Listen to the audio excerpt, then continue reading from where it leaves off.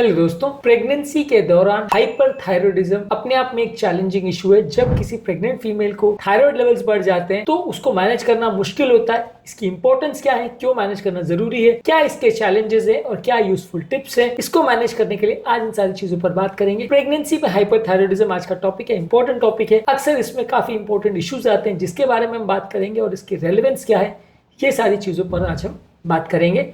Topic पर जाने से पहले जो लोग हमारे चैनल पर नए हैं उन्हें रिक्वेस्ट करूंगा कि चैनल को सब्सक्राइब करें, वीडियो को लाइक करें, शेयर करें, फॉलो करें, कमेंट करें, पूरा देखें।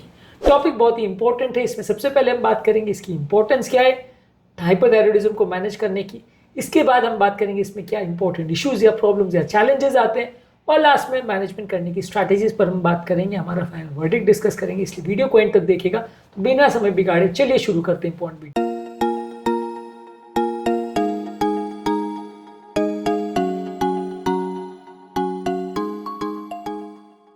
सबसे पहले इंपॉर्टेंस क्या है, माँ की हेल्थ के लिए इंपॉर्टेंट है, क्योंकि अगर किसी माँ को अगर हाइपरथायरॉयडिज्म है तो उसको पैल्पिटेशन होगा, वेट लॉस होगा, एंजाइटी होगा और ये सारी चीजें प्रेगनेंसी के टाइम बढ़ जाएंगी, जिसकी वजह से माँ को बहुत ज्यादा प्रॉब्लम, सिम्टम्स और कॉम्प्लिकेशंस होंगे। प्रेगनेंसी के दौरान भी कई बार कॉम्प्लिकेशन हो सकते हैं, जैसे बच्चे का मिसकैरेज हो सकता है, माँ का ब्लड प्रेशर बढ़ सकता है, प्रीक्लैम्सिया हो सकता है, माँ को हार्ट फेलियर हो सकता है, माँ सडनली हाइपरथायरॉयड स्टॉर्म में जा सकती है, यानी कि सडन थायराइड क्राइसिस में जा सकते हैं, जिसमें माँ और बच्चे दोनों की जान बचाना मुश्किल है। जहां तक सवाल है बच्चे की डेवलपमेंट का, बच्चे की ग्रोथ और डेवलपमेंट कॉम्प्रोमाइज हो सकती है, प्री टर्म बर्थ हो सकता है, अबॉर्शन हो सकता है, बच्चे का बर्थ वेट लो हो सकता है, इंट्रा यूट्राइन ग्रोथ रिटार्डेशन हो सकता है, यानी बच्चे का प्रॉपर ग्रोथ या विकास ना हो पाए। और कभी कभार जब एंटीबॉडी बच्चे के अंदर ट्रांसमिट हो जाते हैं तो बच्चा जब माँ के पेट से बाहर निकलता है तो बच्चे का हृदय की गति बहुत ज्यादा हो सकती है, उसको चिड़चिड़ापन या पुअर वेट गेन, ये सारे सिम्टम्स हो सकते हैं। इसके अलावा ये मैनेजमेंट इसलिए भी जरूरी है क्योंकि अगर प्रेगनेंसी के दौरान थायराइड हार्मोन्स का प्रॉपर रेगुलेशन होता है तो माँ और बच्चे का ग्रोथ और मेंटेनेंस प्रॉपर होता है और प्रेगनेंसी प्रॉपर्ली कंटिन्यू होती है। जब ये नहीं होता है तो माँ और बच्चे दोनों को कॉम्प्लिकेशन होता है, इसलिए रेगुलर मॉनिटरिंग और मैनेजमेंट जरूरी है। अब प्रॉब्लम्स इसमें क्या आती है, एक तो ये कि हाइपरथायरॉयडिज्म को डायग्नोज करना बड़ा मुश्किल है, क्योंकि प्रेगनेंसी और हाइपरथायरॉयडिज्म में काफी ओवरलैपिंग सिम्टम्स होते हैं, जैसे कि पैल्पिटेशंस होना, हृदय की गति का बढ़ना या घबराहट, बेचैनी होना, एंजाइटी होना, कमजोरी, सुस्ती का एहसास होना। ये सारी चीजें वैसे भी प्रेगनेंसी में हो सकती है, जो कि हाइपरथायरॉयडिज्म के फीचर्स है। इसके अलावा प्रेगनेंसी वाले पेशेंट्स को कई बार वॉमिटिंग बहुत ज्यादा होती है, जिसे हाइपर एमेसिस ग्रेविडेरम बोलते हैं। ये भी कई बार हाइपरथायरॉयडिज्म के साथ कंफ्यूज किया जा सकता है, क्योंकि दोनों में काफी सिमिलरिटी होती है।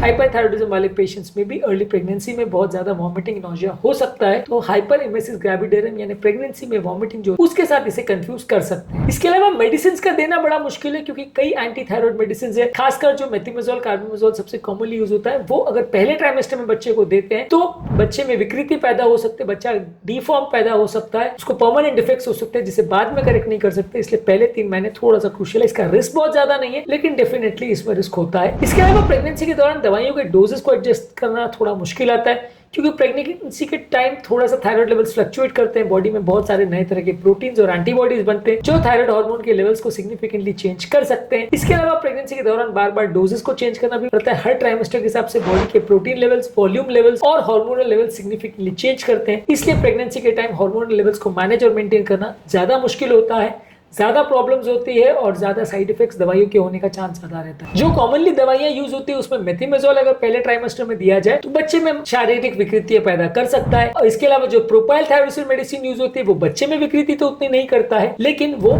लिवर टॉक्सिसिटी कर सकता है और वैसे भी प्रेगनेंसी में माँ का लिवर थोड़ा कॉम्प्रोमाइज होने के चांस ज्यादा रहते हैं, इसलिए प्रोपाइल थायरोसिन अपने आप में थोड़ा इशू इसमें कर सकता है। इसके अलावा आपको प्री कंसेप्शन काउंसलिंग की आवश्यकता है, जिसमें माँ और फैमिली मेंबर्स दोनों को काउंसलिंग करने की आवश्यकता है कि उनको थायराइड के रिलेटेड क्या क्या प्रॉब्लम्स आती है, क्या इंपॉर्टेंट सिम्टम्स हो सकते हैं, क्या मैनेजमेंट में इश्यूज आ सकते हैं, आगे जाके किस तरह के रिस्क हो सकते हैं, ये सारी चीजें समझाना और प्रॉपर्ली पेन एंड पेपर में डॉक्यूमेंट करना कि कॉम्प्लिकेशंस हो सकते हैं, आपने समझाया, ये चीजें जरूरी है, क्योंकि कई बार ये चीजें इग्नोर हो जाती है और बाद में जब कॉम्प्लिकेशन होते हैं तो कई बार इश्यूज बढ़ जाते हैं। इसके अलावा प्रेगनेंसी की अर्ली फेज में जो टेराटोजेनिक रिस्क है दवाइयों का, ये भी माँ को और उसके फैमिली मेंबर्स को समझाना आवश्यक है। यदि आप नहीं समझाते हैं तो लॉन्ग टर्म प्रॉब्लम्स आने का चांस ज्यादा होता है। अब बात करेंगे मैनेजमेंट में क्या स्ट्रैटेजी। सबसे पहले तो कंसेप्शन करने से पहले ही एक यूथायराइड लेवल अचीव हो जाए तो ज्यादा अच्छा है, वो माँ और बच्चे दोनों की हेल्थ के लिए अच्छा है। इसके अलावा प्री कंसेप्शन के टाइम यदि आपने प्रेगनेंसी को पहले से प्लान करके रखा है तो मेडिसिन को आप प्रॉपर्ली मैनेज कर सकते हैं। यूजली रिकमेंडेड है कि पहले 3 महीने प्रेगनेंसी के आप प्रोपाइल थायरोसिन को प्रेफर करते हो, उसके बाद आप स्विच कवर करते हो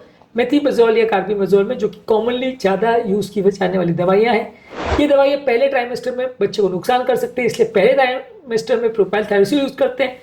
बाद के ट्राइमेस्टर में क्योंकि प्रोपाइल थायरोसिल से लिवर टॉक्सिसिटी हो सकती है और वैसे भी प्रेगनेंसी में लिवर कॉम्प्रोमाइज होता है, इसलिए उस टाइम पे आप मेथिमेजोल पे शिफ्ट कर देते हो। इसके अलावा आप बीटा ब्लॉकर्स का प्रयोग करते हो, जो कि अगर माँ की हृदय की गति ज्यादा है तो उसको कम करने में मदद करता है, और अगर बहुत ज्यादा प्रॉब्लम है और बहुत ज्यादा इश्यूज हो रहे हैं तो अगर पहले से प्लान है तो माँ का थायराइडेक्टमी आप पहले से प्लान कर सकते हो। अगर प्रेगनेंसी के दौरान ही सर्जरी करने की आवश्यकता है तो फर्स्ट ट्राइमेस्टर में ना करें, लास्ट ट्राइमेस्टर में ना करें। सेकंड ट्राइमेस्टर सर्जरी के लिए सबसे बेस्ट और सबसे सेफ टाइम है। हालांकि ज्यादातर ये बेटर होगा कि प्रेगनेंसी के दौरान जब तक मजबूरी ना हो आप कोई भी सर्जरी नहीं करो, फिर भी अगर मजबूरी हो तो आप इसे कर सकते हो। पोस्टपार्टम केयर के दौरान आपको रेगुलर बेस पे मॉनिटर करने की आवश्यकता है। पेरिपार्टम कार्डियोमायोपैथी और पोस्टपार्टम थायराइडाइटिस, ये दोनों ही चीजें होती है जो हाइपरथायरॉइड पेशेंट में हो सकती है। इसके अनुसार आपको मदर का जो एंटीथायरॉइड ड्रग्स है उसके डोजेस को मॉनिटर करना पड़ेगा, उसके सिम्टम्स को मॉनिटर करना पड़ेगा, और माँ और बच्चे दोनों को कोई प्रॉब्लम तो नहीं हो रही इसको मॉनिटर करना पड़ेगा, क्योंकि बच्चे को भी इन एंटीबॉडीज की वजह से प्रॉब्लम हो सकता है, दवाइयों की वजह से भी प्रॉब्लम हो सकता है। ओवरऑल एक कोऑर्डिनेटेड अप्रोच की जरूरत है, जहां गायनेकोलॉजिस्ट, फिजिशियन, एंडोक्राइनोलॉजिस्ट, कार्डियोलॉजिस्ट, ये सारे लोग मिलकर अगर इसको मैनेज करें तो कंपैरेटिवली केस को मैनेज करना थोड़ा इजी हो जाता है। यदि अगर प्रॉपर मैनेज नहीं होता है तो बहुत सारे तरह के कॉम्प्लिकेशंस होते हैं जो